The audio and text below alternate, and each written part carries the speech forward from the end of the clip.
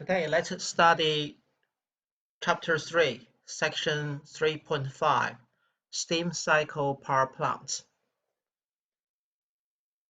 Conventional steam power plants can be categorized by the thermodynamic cycles they utilize when converting heat into work. Utility-scale thermal power plants are based on either the Rankine cycle or the Brayton cycle. The Rankine cycle, in which a working fluid is alternately vaporized and condensed. The Brayton cycle, in which the working fluid remains a gas throughout the cycle. Most baseload thermal power plants, which operate more or less continuously, are Rankine cycle plants, in which steam is the working fluid. Most peaking plants, which are brought online as needed to cover the daily rise and fall of demand, are gas turbines based on the Brayton cycle. The newest generation of thermal power plants use both cycles and are called combined cycle plants.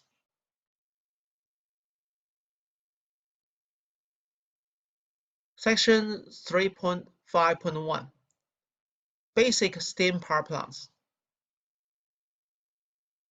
The basic steam cycle can be used with any source of heat, including combustion of fossil fuels, nuclear fission reactions, or concentrated sunlight onto a boiler.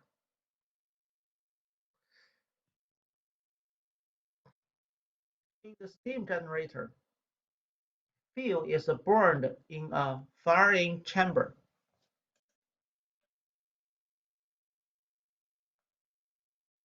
Surrounded by a boiler that transfers heat through metal tubing into the working fluid. Water cycling through the boiler is converted to high-temperature steam. During this conversion of chemical to thermal energy, loss of the order of 10% occur due to incomplete combustion and the loss of heat up to the stack. High-pressure steam is allowed to expand through a set of turbine wheels that spin the turbine and the generator shaft.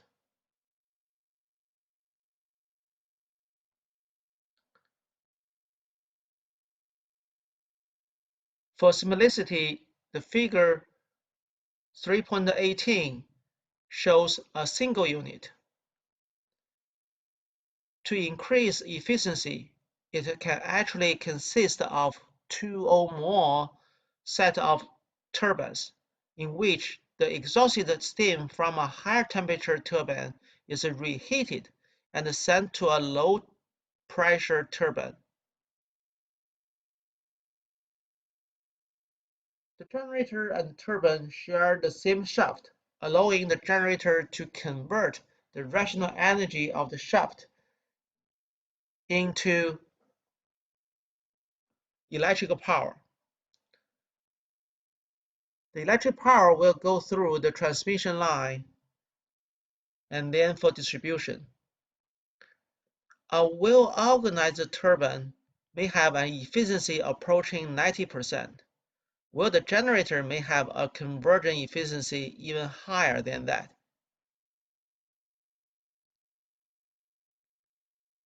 The spent steam is drawn out the last turbine stage by partial vacuum created in the condenser as the cooled steam undergoes a phase change back to the liquid state.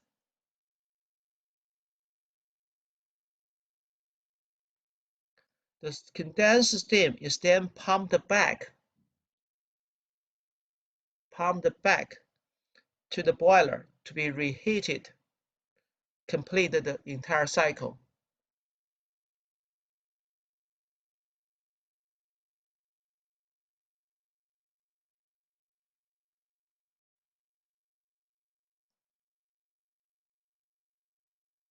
We can estimate the maximum efficiency based on Carnot limit. A reasonable estimate of the source temperature might be the temperature of the steam from the boiler, which is typically around 600 degrees. A typical condenser operating temperature is about 30 degrees. So based on the Carnot efficiency, we can calculate that the efficiency of this steam power plant is around 65. The maximum efficiency of the steam power plant is 65%. In reality, the average efficiency of US power plants is only about half of this amount, which means it's not about 30%.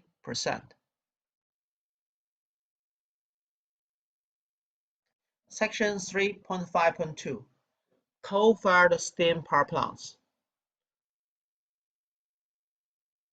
Coal-fired steam power plants provide more than half of US electricity and are responsible for 3/4 of the sulfur oxide emissions, as well as a significant fraction of the country's carbon dioxide, particulate matter, mercury, and nitrogen oxides.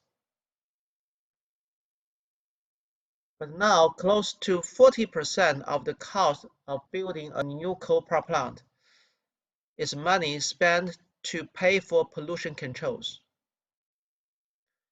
Not only have existing level of control been expensive in monetary terms, they also use up about 5% of the power generated, which also reduce the power plant's overall efficiency.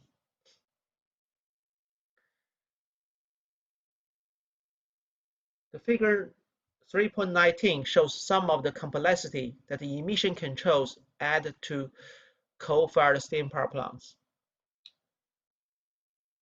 In this plant, coal has been crushed into a prevalizer and is burned to make steam to the boiler for the turbine generator system. The steam is then condensed,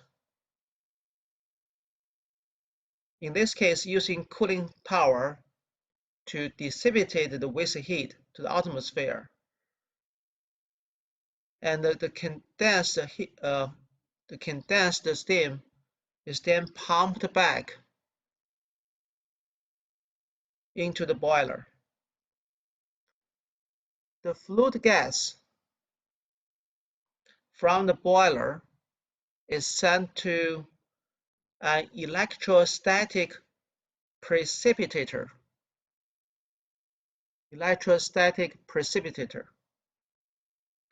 which add a charge to the particulates in gas steam so that they can attract the electrons, which collects them.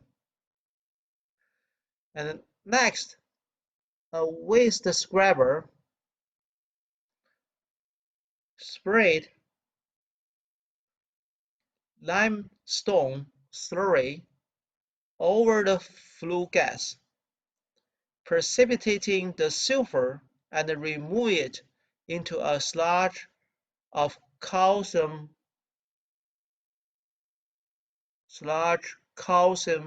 sulfoxide and sulfate.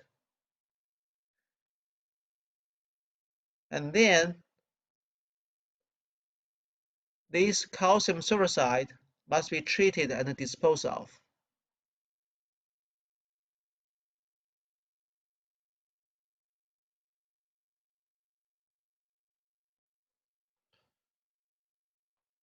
The thermal efficiency of power plant is often expressed as a heat rate, which means the thermal input required to deliver 1 kilowatt-hour of electrical output.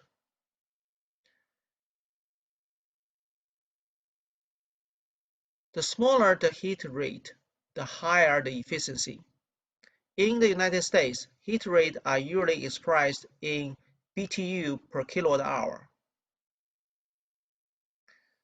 So the efficiency, the thermal efficiency, and the heat rate relationship can be expressed as the heat rate BTU per kilowatt hour is equal to 3412 BTU per kilowatt hour divided by the thermal plant efficiency.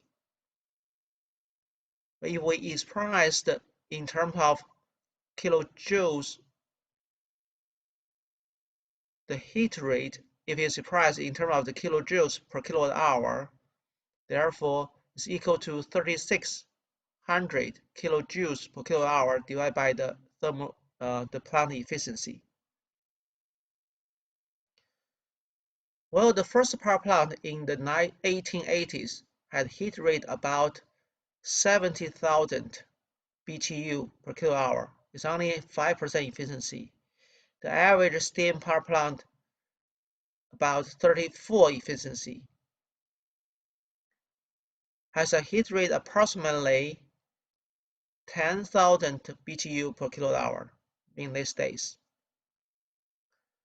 So the best steam plants have efficiency near 40%, but due to cost and technical complexity, they are not widely used in the United States.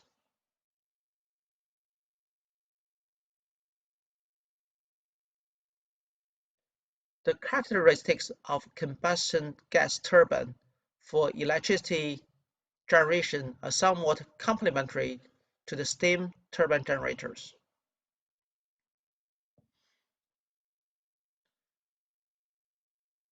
Steam power plants tend to be large, coal-fired units that operate best with fairly fixed load.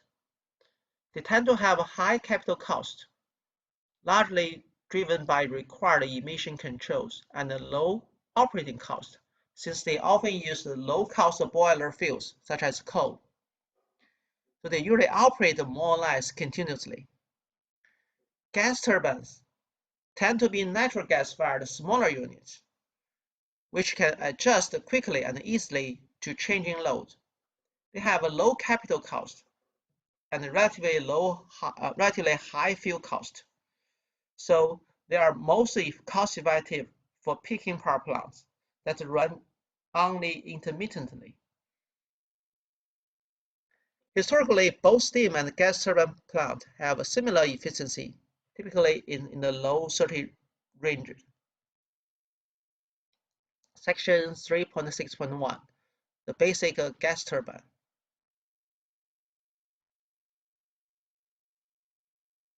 Figure 3.21 shows the basic gas turbine and the generator. The fresh air is drawn into a compressor, whereas spinning rotor blades compress air, elevating its temperature and pressure. This hot compressed air is mixed with fuel, usually natural gas, and subsequently burned into a combustion chamber. The hot exhausted gas are expanded in the turbine and released into the atmosphere. So the input temperature into the turbine is 1150 degrees. The output temperature from the turbine, the gas, is still about 550 degrees. So the exhausted gas is about 60%, 67%. So only 33% of the thermal energy is used to generate electricity.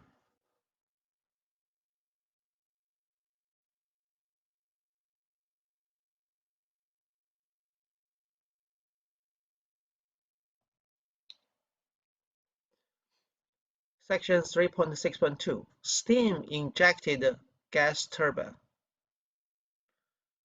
One way to increase the efficiency of gas turbine is to add called heat exchanger, also called heat recovery steam generator. heat recovery steam generator in order to capture some of the waste heat from the turbine and turn into steam and then inject them back into the compressor. The injected steam displaces a portion of the fuel heat that would otherwise be wasted that would otherwise be needed in the combustion chambers.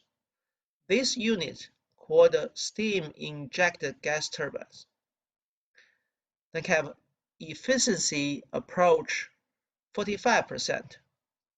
Moreover, the injected steam reduces combustion temperature, which helps control sulfur oxide emissions. They are considerably more expensive than simple gas turbine due to extra cost of heat recovery steam generator. And also, the care has to be taken to purify the feed water.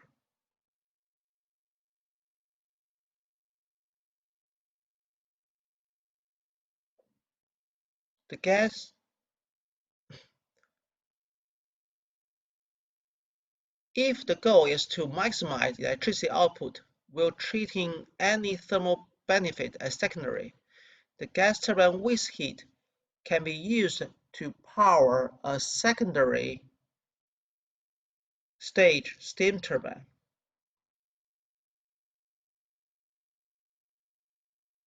When a gas turbine and a steam turbine are coupled in this way, this is called combined cycle power plant.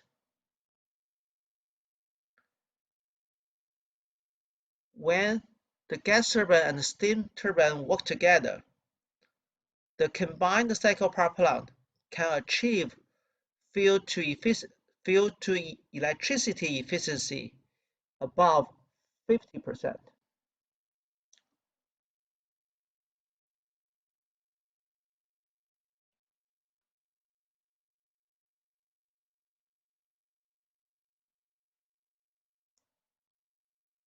Section 3.8, Gas turbines and combined cycle cogeneration.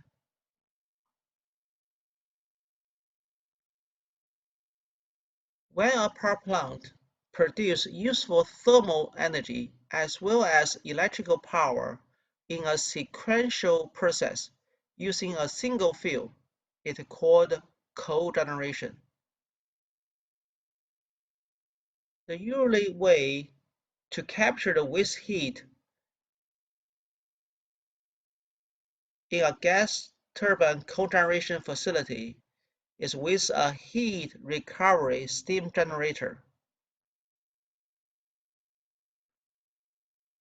In such a combined cycle unit, the electrical efficiency goes up.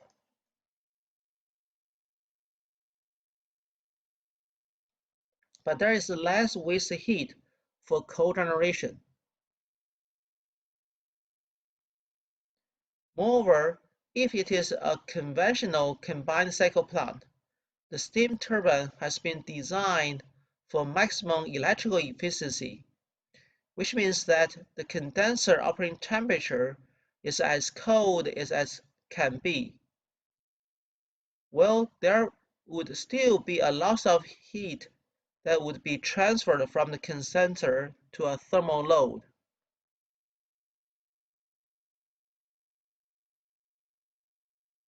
It would be at such a low temperature that it won't be of much use.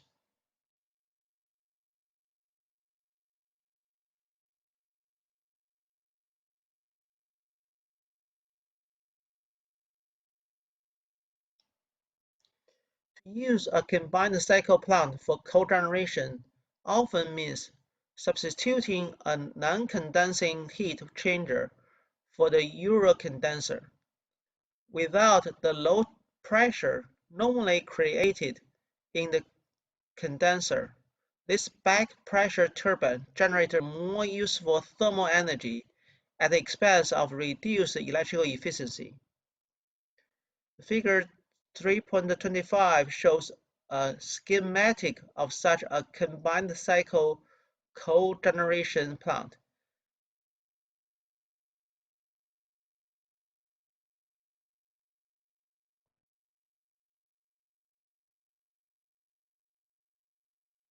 Now we complete the section 3.8.